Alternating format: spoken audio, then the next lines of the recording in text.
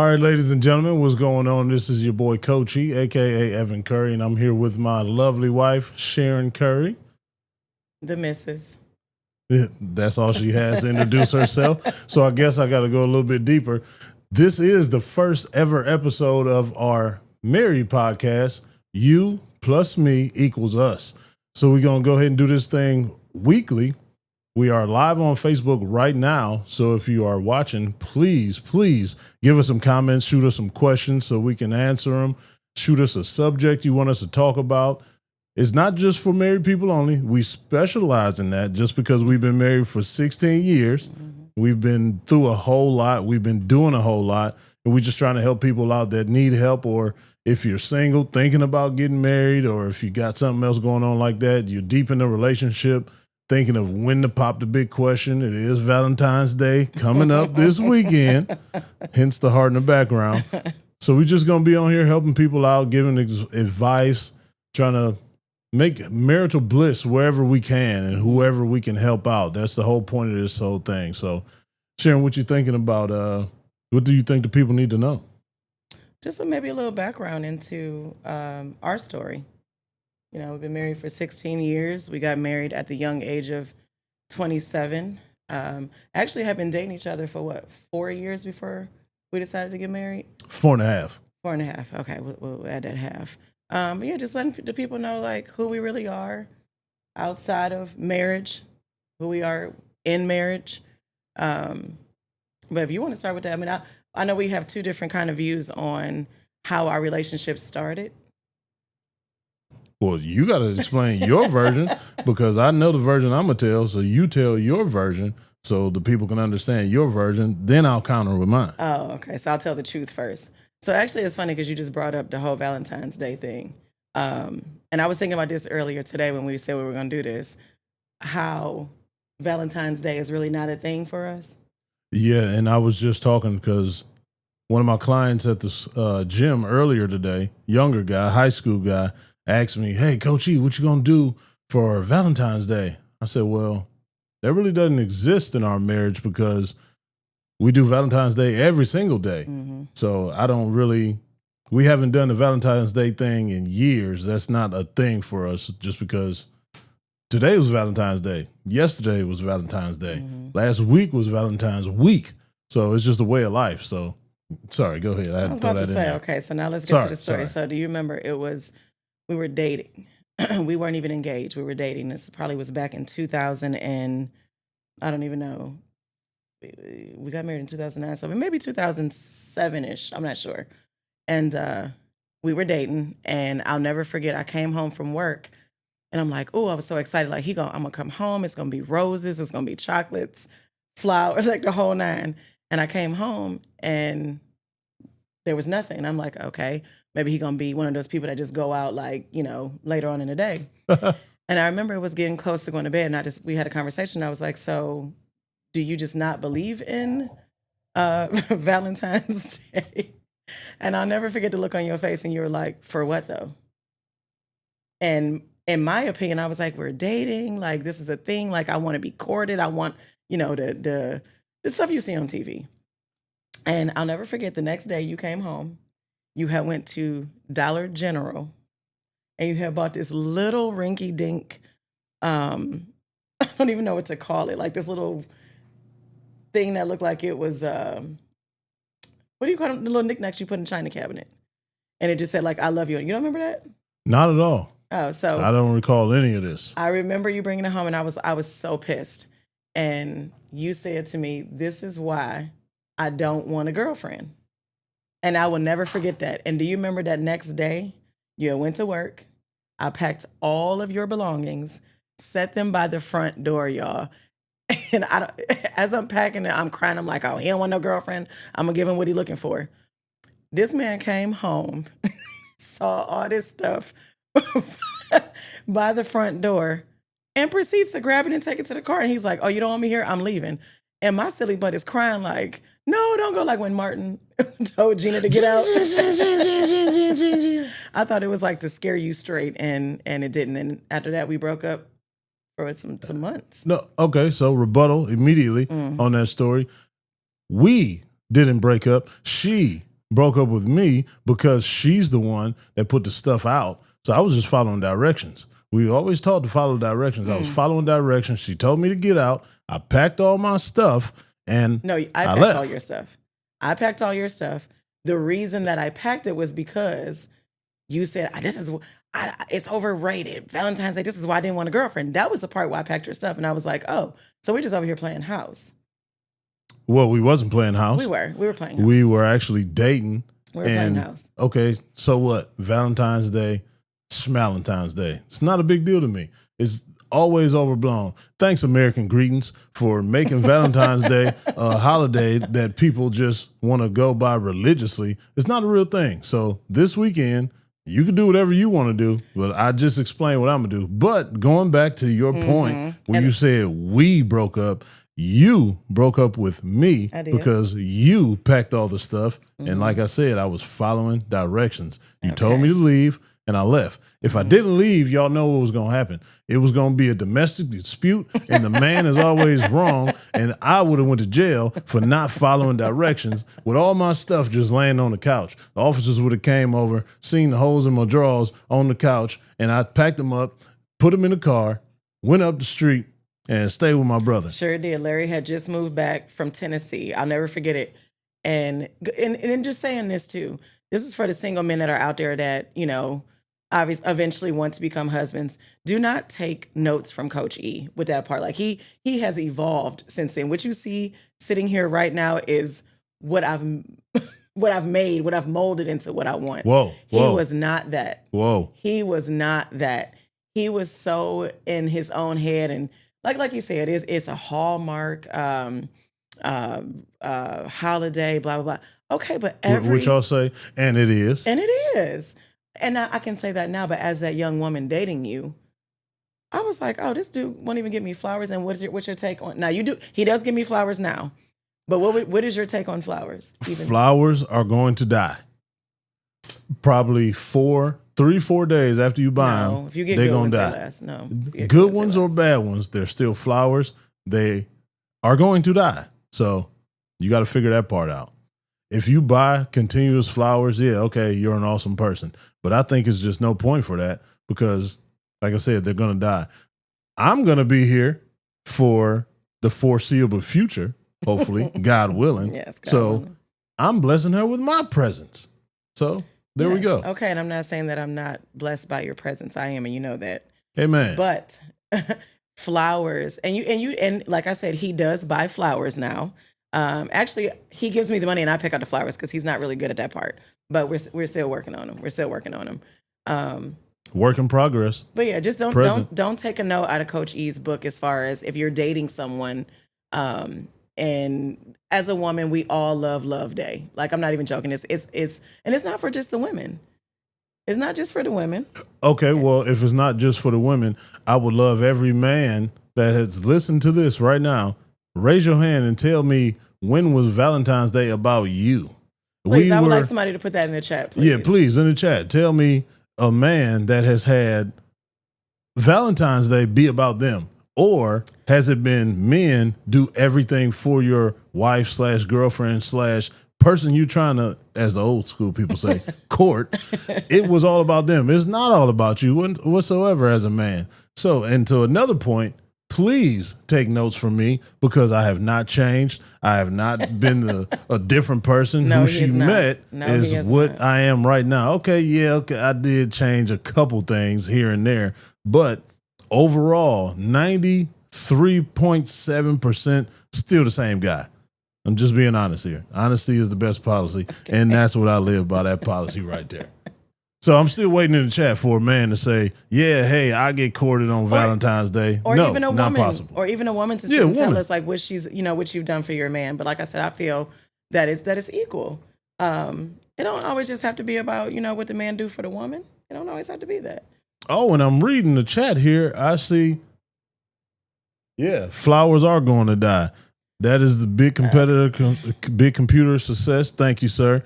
And I see a young man on here, Byron Clayton says, what a man. What a smart man. I agree. Okay. That's my guy right there. All right. Yeah. Okay. Light up the chat, B. Light up the chat, we should have went on mine. It would have been more ladies. Hey. Would have been more ladies. It's ladies on here, too. I saw Stephanie Patrick. I saw Danielle Dawson. I seen a whole bunch of people. I need the ladies. I ain't heard from them. I need y'all to sit and tell me y'all's take on it. Like, and we can say it. He was wrong at the time. I expected it. I expected it. And I feel that it should have been done. And you knew that.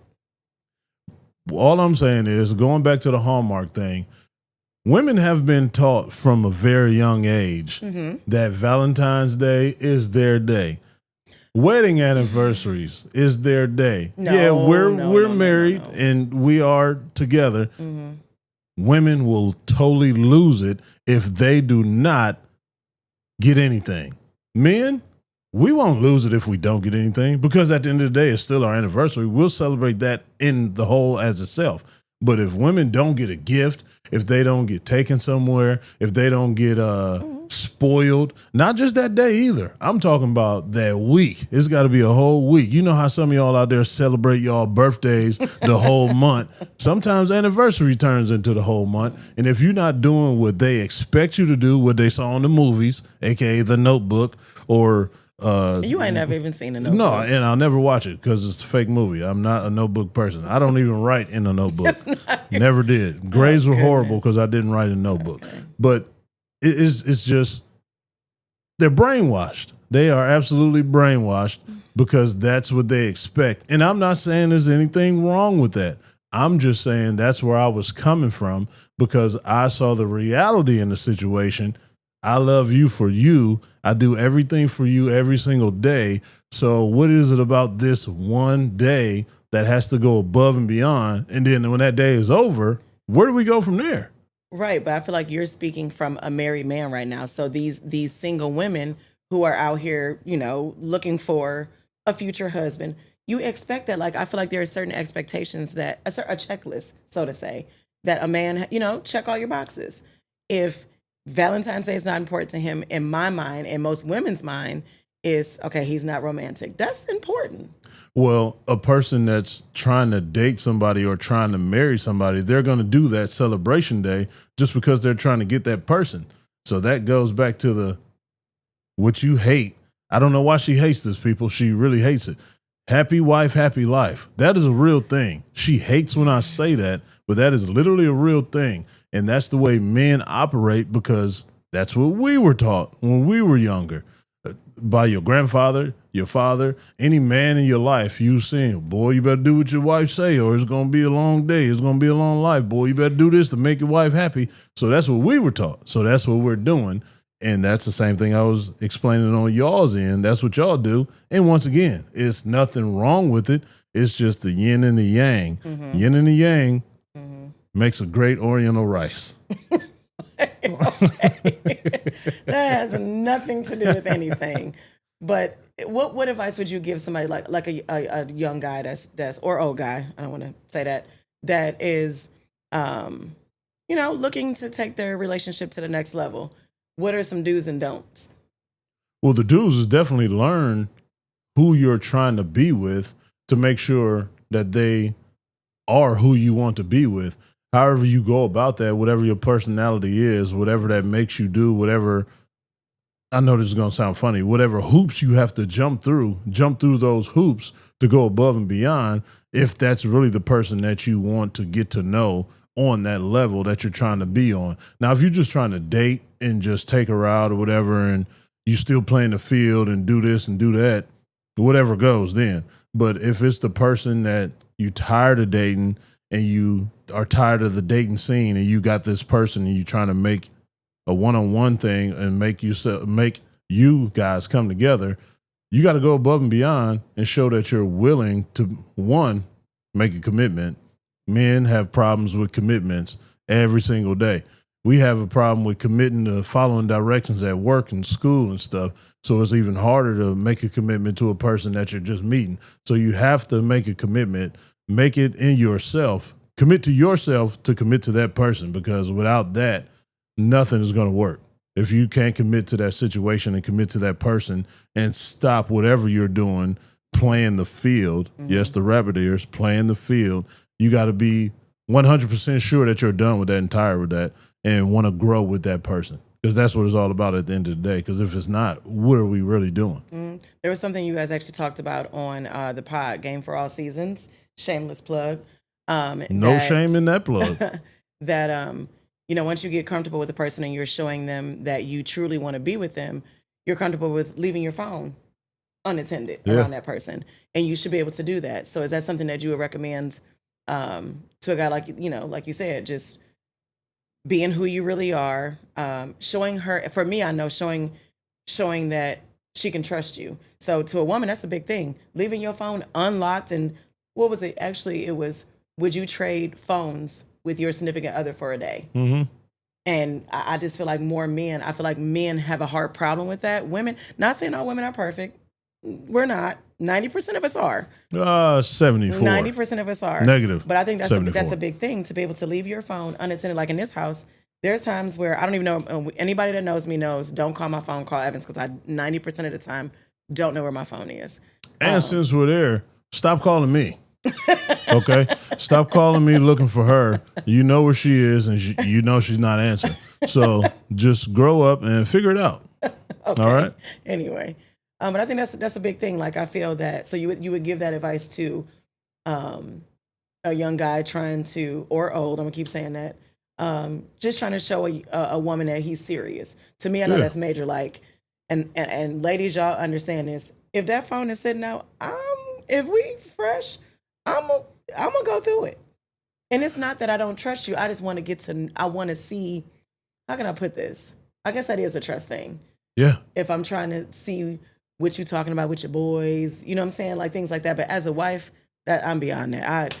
All his friends, my friends, and But that goes back to what I was just saying, the commitment part. Once you committed, you have no problem with that because you stopped playing the field. Mm-hmm. You already committed to that person and you have nothing else to hide. Mm-hmm. If you have something to hide, you're not ready. Mm-hmm. If you can, just stop hiding stuff. It's what I said, once again, not a shameless plug. Game for All Seasons. Download, watch on YouTube, wherever you get your podcast. It's that gray area. Just stay out the gray. There's no love in the gray. There's no advancement in the gray. It's nothing but stress and confusion in the gray. Stay in that black and white area. I'm either going to do this or I'm not going to do this. You got to figure it out. The gray area, you'll be a lonely, bored, angry old man by himself who will die by himself. So get out the gray. Make that commitment. It's just a phone, people. It's not that serious. Life is not that serious. It is for some people, though, because if you're telling a person, I'm so committed to you, but then you're doing the total opposite within this phone, I mean. Yeah, so that means you're not ready, and you need to figure it out, because you done did all this for this woman, and she done stopped, because it's a proven fact. Women mature faster and earlier than men, and women are ready in relationships and to be in long-term relationships before men. Mm-hmm. So that part is already proven. So y'all will be at that stage way before we get there. Mm-hmm. It's just a part of us getting there. And sorry y'all got to wait so long. We're dumb. We're men. I'm proud to say I'm a dumb man. I'll figure it out sooner or later, and I'm in the process of trying to figure it out still. But it's just at the end of the day, women are ahead of us in this situation. Emotionally, I feel we are. Yeah, emotionally we are. Emotionally, 194.3%. Whatever. Yeah, totally. No, I think that's good. And then also for ladies too, not to leave y'all out, but some of my advice would be, everybody that I talk to that's single, everybody will see from the outside the things that I do. And like I said, I take pride in being a wife, but it's something that I've had to work towards. I tell a lot of women, everybody wants to be a wife until it's time to be a wife. Yeah. And I feel like I'm in I'm 44, but the way that I am on the inside. Damn. I honestly could say like I'm like in my 70s, honestly, just like I love, and this is a shout out to your grandparents that I absolutely adored, watching them be married for was it 65 years? For 68. 68 years. Well, yeah. When Granddaddy passed, yeah, it was 68. Mm-hmm. But even still, till the end, just watching his grandmother, we would go over on Saturdays for lunch, and just watching his grandmother still make Granddaddy's plate. Just the way she tended to him. Everybody talk about relationship goals. Those are relationship goals. Bring those times back. And I know a lot of women nowadays are like, oh, I'm an independent woman, blah, blah, blah. Girl, boo, you can still make your money. I believe in, and this is probably going to sound so horrible, but gender roles when it comes to marriage. And maybe that's why I am the way I am. I feel like, yes, I go to work just as well as you do, but there are roles that as a wife and as a mother that I play within this home. And going back to your grandmother, coming home, put on that second hat, making sure you're good, making sure your meals are on the table, making sure you just tend to your every need, and then also being a mom. I don't feel like a lot of women nowadays, they want it, but they don't want it, because there's times where, where I'm like, I am dog crap tired, but in my mind, I'm like, but my man is out still working 90 million jobs to make sure that my life is great. The least I could do is keep myself presentable, make sure his plate is on the table, hot and ready, make sure his clothes is washed. When he comes home, listen to how his day went. It's like I said, it's so much that goes into it that I feel like this era of woman sees it, but doesn't really, what is the word I'm looking for? Sees it, but doesn't really. I mean, you said it at the beginning, everybody want to be a wife till it's time to do wifely duties. Yeah. And everybody want to be a husband or a bae until it's time to do husband or bae duties. Mm. And it's one thing that I told her at the beginning of our marriage, well, pretty much the day we got married, you have to come to grips with life and death. When her life is in danger, it is your job to step up and be in front of that danger. So if you're not ready to do that, you're not ready to be married, in my opinion. Just saying. That's just the way it is. That's the way, just how I was talking earlier. That's how I was raised. That's what I was taught. You got to be willing to give your life for your wife and your kids to live. But before that happens, you have to lay that foundation in order for that to happen, that they will be cool when you're gone, because you already set the tone. You already set the precedent and set the routines and the way a house should be, and the way somebody, especially if you have a son, your son should see that. And God forbid, if you happen to go in that situation like that, your son or your nephew or whoever you're raising, whoever's in your house, will be ready to take that role. That's huge. A lot of people don't think about that. A lot of people ain't teaching that. But like you said, it's and even also, I feel like going back to what you saw in your household, obviously nobody gets a pamphlet on, how to be the perfect wife or how to be the perfect husband. I just feel like you do things that work best for you. And it's a lot of it is trial and error. Mm-hmm. But I know that there were things that I saw growing up that, I didn't like, but my parents were doing the best they could to, to figure it out. But growing up, I saw things that, like I said, nobody gets a pamphlet on how to be a husband or a wife. I just know there were things that I saw growing up that I was like, oh, this will, I thought it was normal for certain things to go on.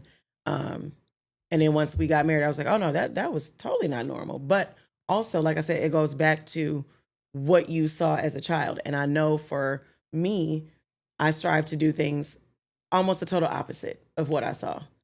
Or, you know what I'm saying? Like even the affection, like I saw affection within my household.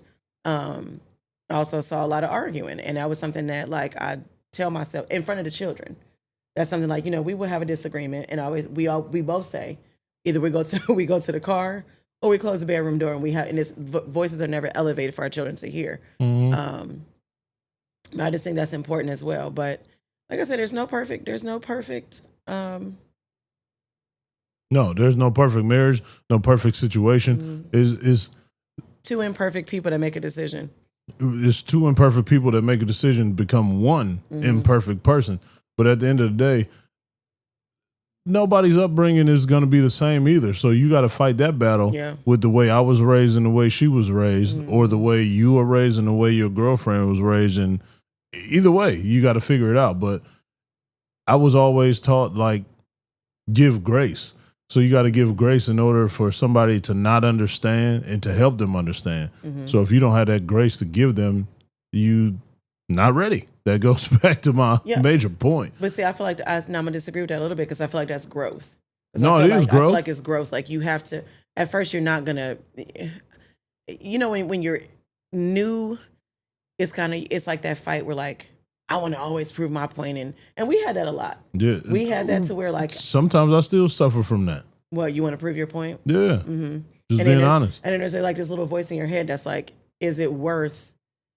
You do what I'm saying? Like, is it worth the after effects? Yeah. Right? Is it worth the after effects? But no, I just that's the advice that I feel like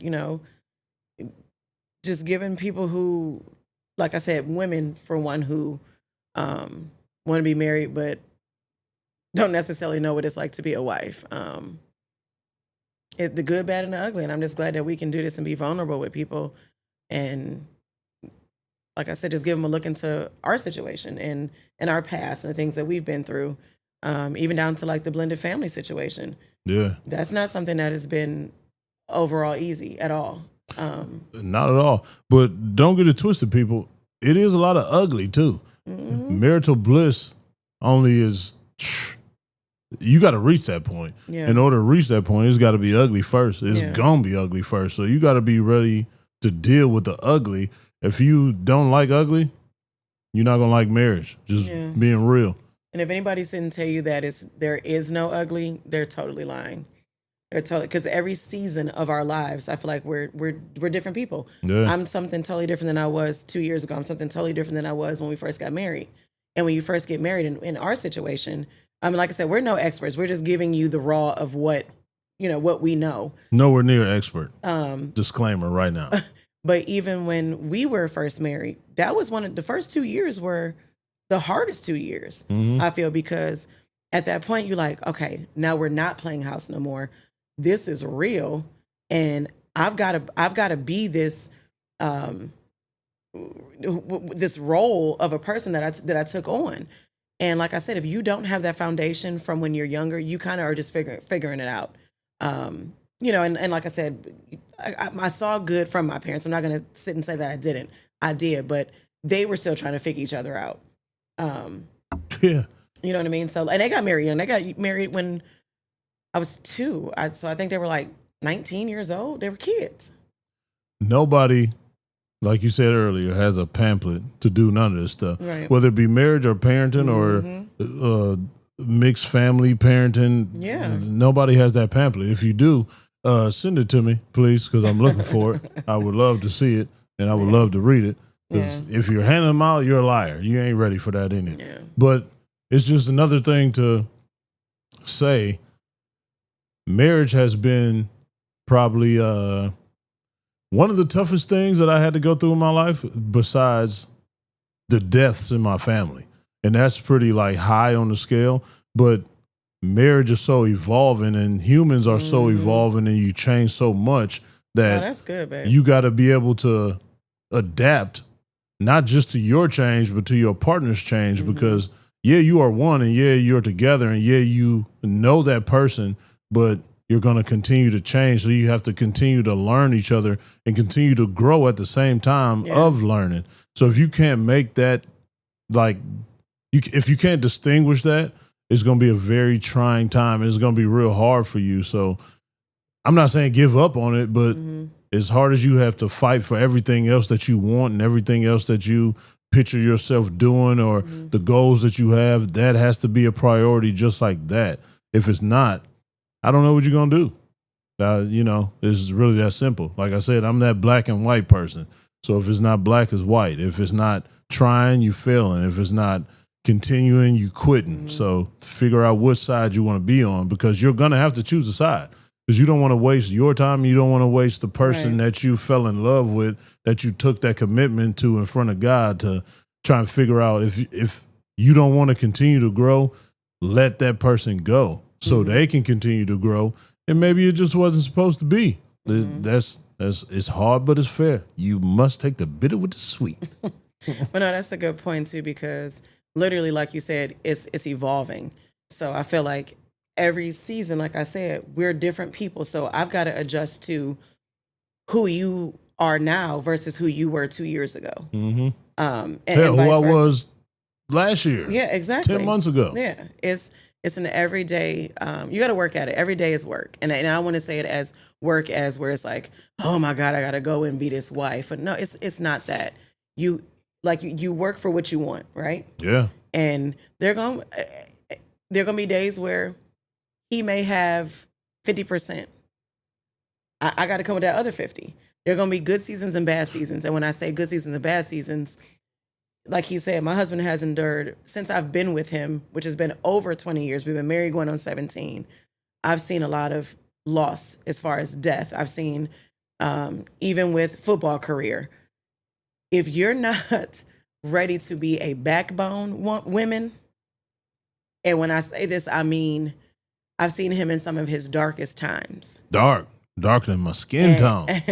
And I had to be, when people say that ride or die, that ride or die. That's not for everybody, but you got to sometimes put yourself on the back burner and be like, okay, I signed up for this. I took this commitment in front of God, and I have to be the woman that, like I tell him all the time too, when he was in baby heaven, I was in baby heaven, and God was like, y'all gonna be together. So this is my purpose. So hey, wait. Baby heaven is crazy. You were my husband in baby heaven. Oh, I guess so. But this is my purpose. So one thing that anybody that knows me knows, I take a job that God has given me very, very serious. And I don't want to call it a job, but no, it definitely is a job. Yeah, it is. 24/7. It is. Because everything I do, I have to think about you, or how you going to think about it, or how you going to react to it, and how it's going to change your life. I can't think of like just me doing this and how I'm going to benefit from it, or how it's going to change my life. I have to think about you, like literally in every single thing I do. It is what it is. And vice versa. But now, so what advice would you give? Let's go back to the blended family situation.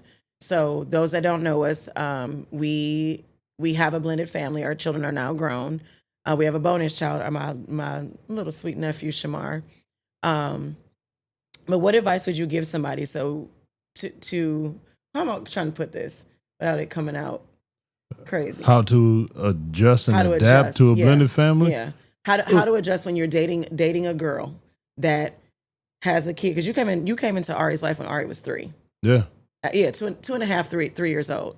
Her dad is still in her life, but you are the father that basically helped raise her. What advice would you give to someone that's actually in this situation? And even if it's a female that's dating a guy that has a child. This might sound crazy, but I don't have any advice, because your situation is going to be totally different from mine. Yeah. And I can't give you what works for me, because 9 times out of 10, that's probably not going to work for you. Yeah. Because that's good. Okay. It's different. Like I said before, the upbringings and everything, and the way that woman or that man is raising that kid that you're blended with, you're probably not going to agree with it. Yeah. You're probably not going to see eye to eye. And you can't just come in there and say, well, no, don't do that, because this gonna happen or this gonna happen, and now you're screwing with everything that she was taught when she was raised, and now she has to make a decision to listen to you or raise the kid the way that she wants to, because at that time, at the beginning, you're just a guy at that time. So how does she know that you are going to be the one to go to that next level with them, not just with her, but with them?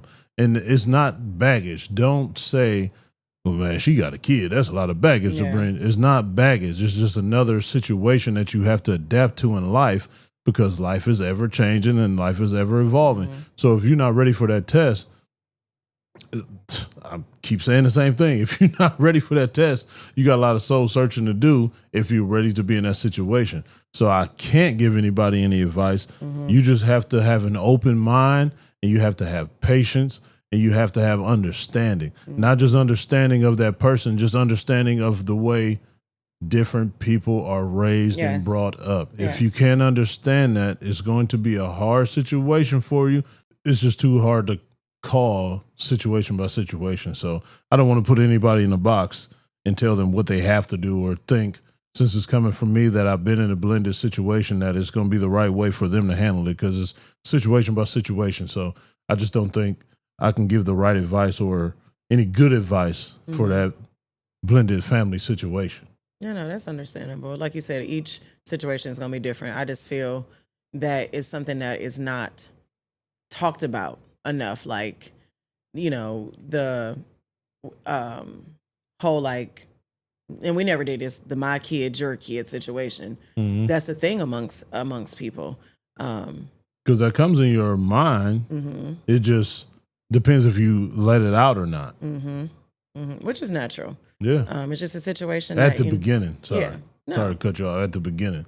And you're right, it's natural, but it's just at the end of the day is not the easiest thing. And I would say that was one of the most challenging things I feel within our marriage. Yeah, I can only say, for me it was.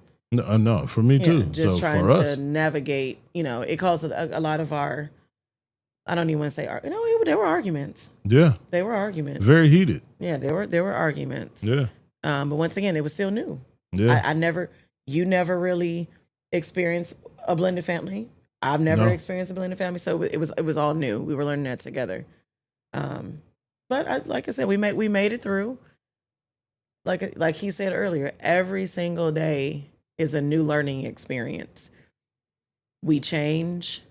We as spouses, we have to adjust to that change of one another. And at times it can be difficult.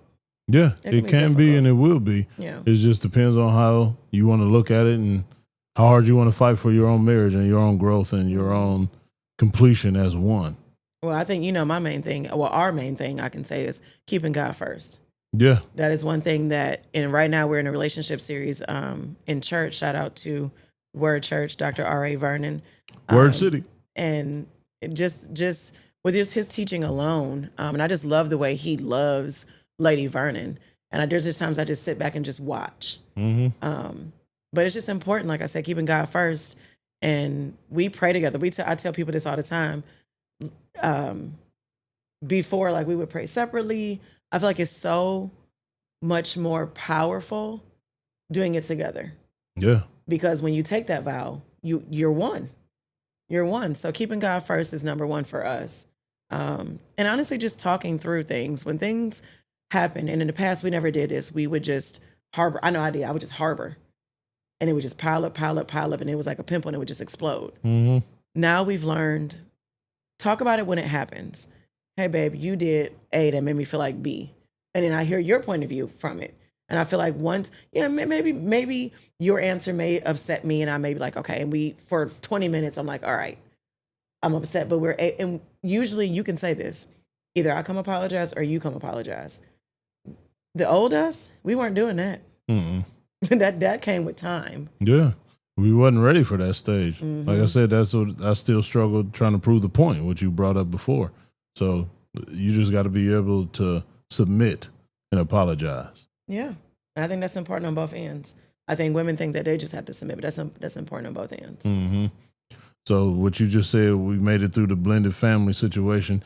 We finally made it through our first episode of You Plus Me Equals Us. Yes. So please continue to listen, continue to download, continue to watch on YouTube, and we will be posting on all of the socials for your questions, concerns, topics. We take all those for suggestions, wide open. Any topic you can think of. Nothing is too crazy. Nothing is too easy. Nothing is too far-fetched for us to hit on. So if you have any question, any concern, any answer to what we talked about this first episode, or any advice for that. Any we got advice. Some people that's been married longer than us, please, we're open for advice as well. We're still learning day by day. And if they didn't hear it, tell them to tell you to listen to it so y'all can listen to it together and figure it out together. So you plus me equals us. And that's how we gonna go ahead and get out of here. That was a great job. You did real good for your first time hot on the mic. Thank you. Real good job. Thank you. So with that being said, ladies and gentlemen, we will see you on the next time with You Plus Me Equals Us. Appreciate you listening and watching. Take care. See you next time.